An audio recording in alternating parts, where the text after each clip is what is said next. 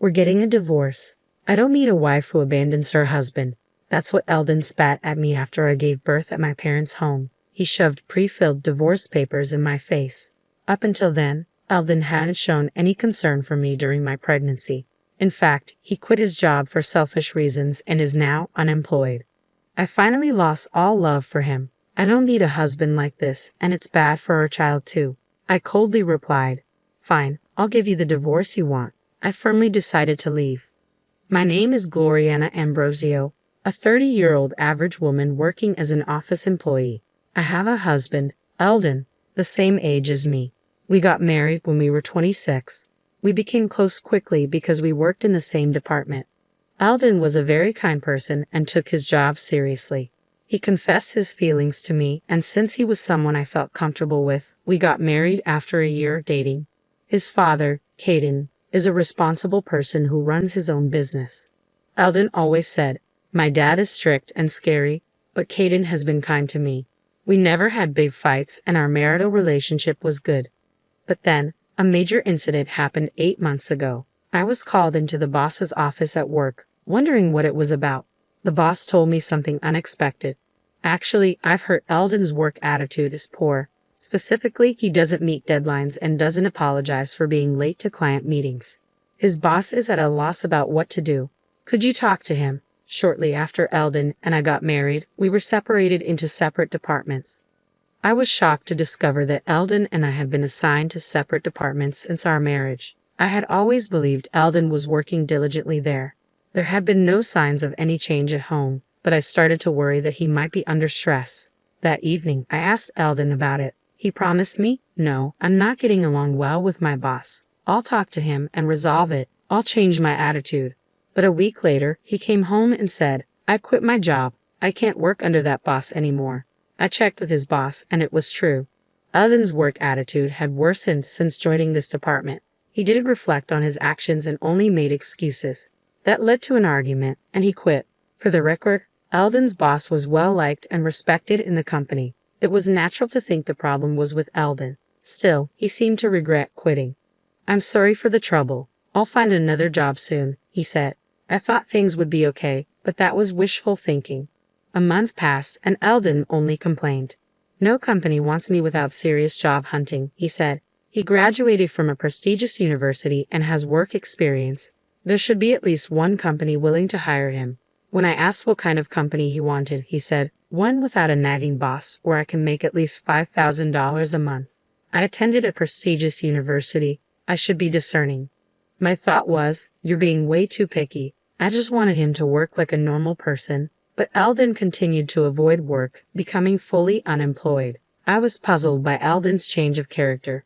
But one day, I came home from work to hear Eldon talking on the phone. "Since Gloriana is working, I don't have to. I'll just sweet-talk her into supporting me." I never thought pretending to be serious would work this well. At that moment, I realized I'd fallen for a complete fraud. The real Eldon was just a slacker who had been playing the role of a nice guy. When he noticed me, he tried to brush it off, saying, "I was joking. I'll look for a job."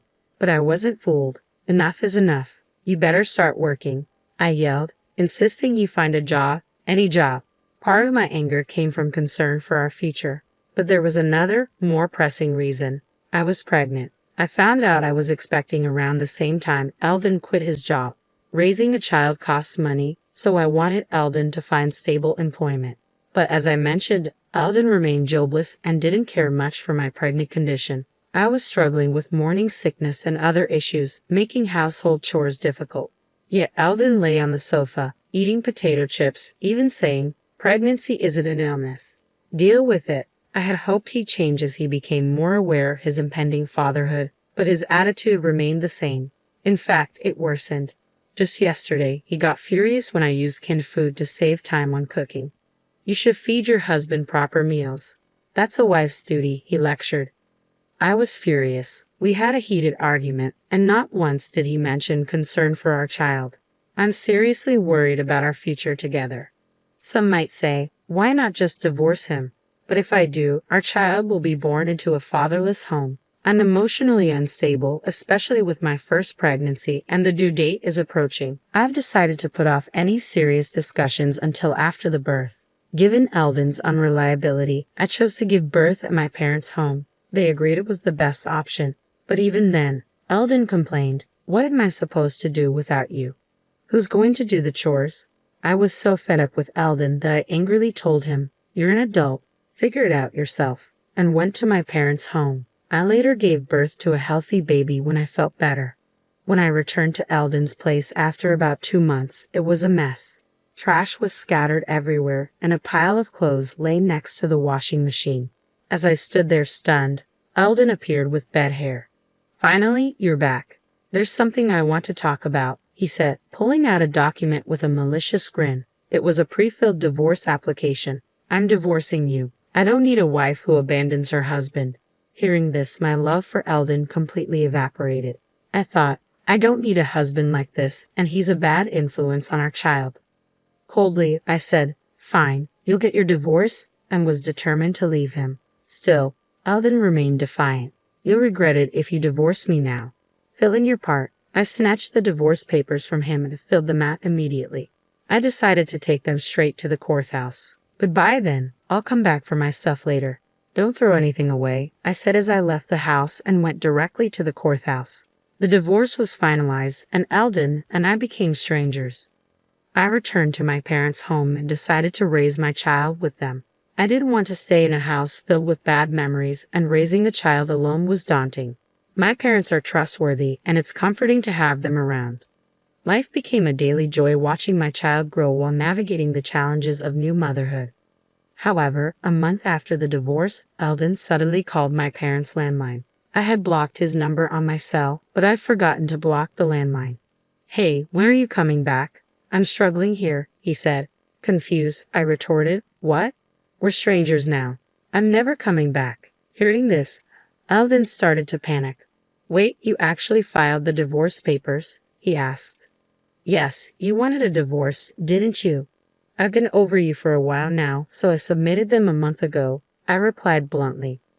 Upon hearing my response, Eldon became furious. "Why did you file them? I was just trying to scare you into coming back and taking care of me," he admitted. I was utterly disgusted by his twisted logic. "Whether you were serious or not, I have no intention of reconciling with you. You've been useless ever since I got pregnant. Who would want to be a family with a man like that?" I stated firmly. Realizing his mistake, Eldon finally said, "I get it. I'm sorry. I've reflected on my actions. Please come back. I'm really struggling financially," he pleaded. He was pretending to be remorseful now. "We settled our property when we divorced, and like I said before, you're an adult. Figure it out."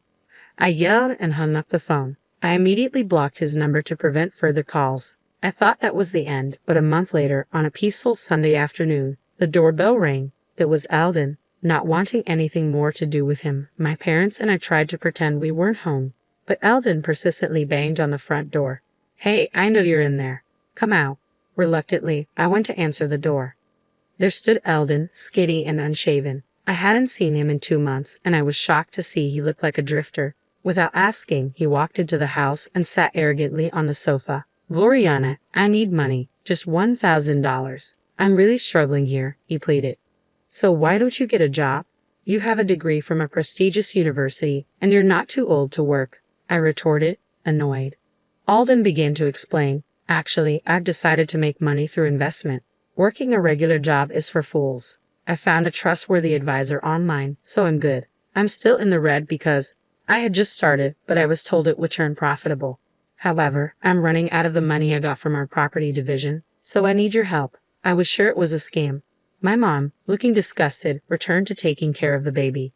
My dad also looked like he thought it was a scam, but Eldon, oblivious, kept insisting on money. "I'll pay you back when my investments pay off, and you can live the high life," he said. I reached my breaking point with his incessant and nonsensical demands. "If you don't stop, I'm calling the police," I warned, genuinely angry. With my dad, we kicked Eldon out. The mention of the police kept him away for a while, but we never knew when he might show up again. We considered moving, but with a baby, it seemed ridiculous to incur moving costs just because of him. So my parents and I devised a plan for the next time Eldon showed up. Another month passed, and unfortunately, Eldon returned. Seeing him, my mom immediately made a phone call as planned, and my dad and I let Eldon in and humored him for a while. His goal was still money. I'm in trouble. I can't reach my investment advisor anymore. I poured in over $10,000, and it was a scam. I have nothing left. You're the only one I can rely on. It was incomprehensible why he thought he could rely on me after all he had done. But we couldn't just send him away. He might come back. So my dad and I listened to Eldon's complaints to buy time. We were waiting for reinforcements. When Eldon paused, I smiled reassuringly. Don't worry, I'll help you find a new job and a place to live. Eldon's face lit up. Really? Yes, really. Just then, the doorbell rang. I checked and let the visitor in. It was the person my mom had called. Seeing the man's face, Eldon froze. Dad? My mom had called Eldon's father, Caden. Actually, my parents and I had been consulting with Caden about our Eldon problem. After hearing the whole story, Caden said, I apologize for the trouble my foolish son has caused you. If he bothers you again, please contact me. I'll come to pick him up immediately. So we decided to call Caden the next time Eldon showed up. Eldon was intimidated by his father, so we hoped this would have some effect. And it did. Eldon was furious. Why did you consult my dad? This is a family issue. I'm not a child. I don't need to rely on my parents, but his face was pale. Caden, on the other hand, seemed to explode with anger at Eldon's words. What kind of attitude is that? After causing so much trouble, you've done something so terrible that even your parents have to intervene. What are you doing at 30? Eldon was silenced and was taken away by Caden. After that, Eldon started working as a general helper at Caden's company. He's being strictly trained in manners and how to be a decent human being. Moreover, his direct boss is quite strict, and if Eldon slacks off even a bit, he gets scolded.